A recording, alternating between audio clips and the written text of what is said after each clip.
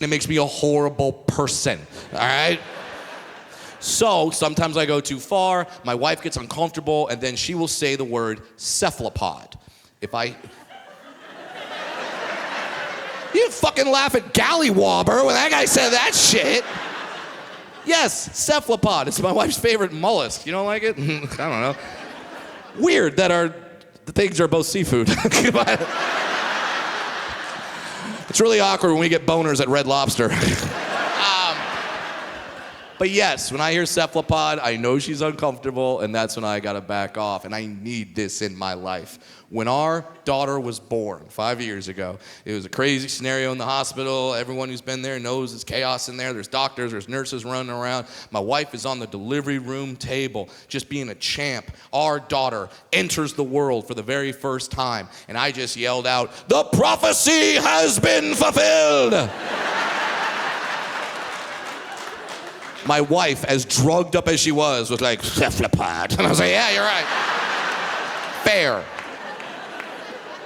Because guys, it doesn't matter. If the joke is there, I have to say the joke. It doesn't matter who the audience is. It can be an audience of over 1,000 like tonight. It can be an audience of 1. I do not see a difference. If I think the joke is funny, I have to say the joke. My wife and I were having a very serious one-on-one conversation right after our daughter was born. We had to have this conversation because, as I mentioned earlier, we come from different cultural backgrounds. We had to discuss how we're gonna raise our child. What were we gonna do? We come from different places, mixed race relationship. My wife's Chinese, I'm not. No, I'm not Chinese. My Great Wall is a curb. Picture it, you're gonna laugh again. Yeah. So we're having this discussion. She's like, how are we gonna raise this kid? Are we gonna raise her more Chinese or more white? And I look at her and go, well, she's female and still alive, so I guess white.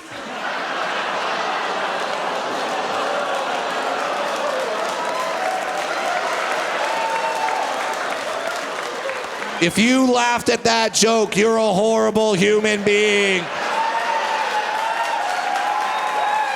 Good people are just staring at me like, cephalopod, yes!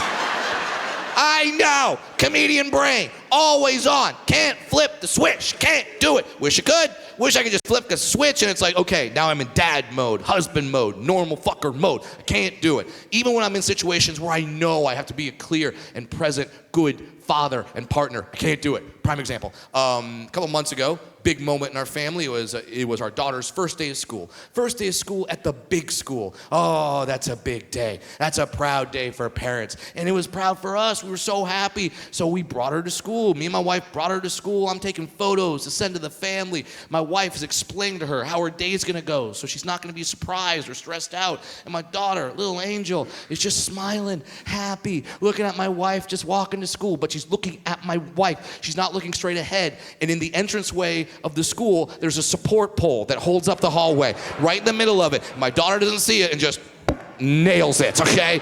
Nails it, falls right over. Now, my daughter is also a dwarf. She's a little person just like me. And that's the day I found out that when a dwarf falls over, no one knows what the fuck to do.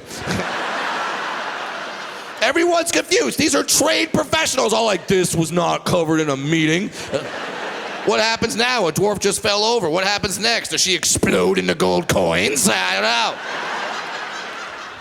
No one knows what to do. It's awkwardly silent. I don't do well with awkward silences. So I just blurt out, well, I failed as a father. I didn't keep my daughter off the pole.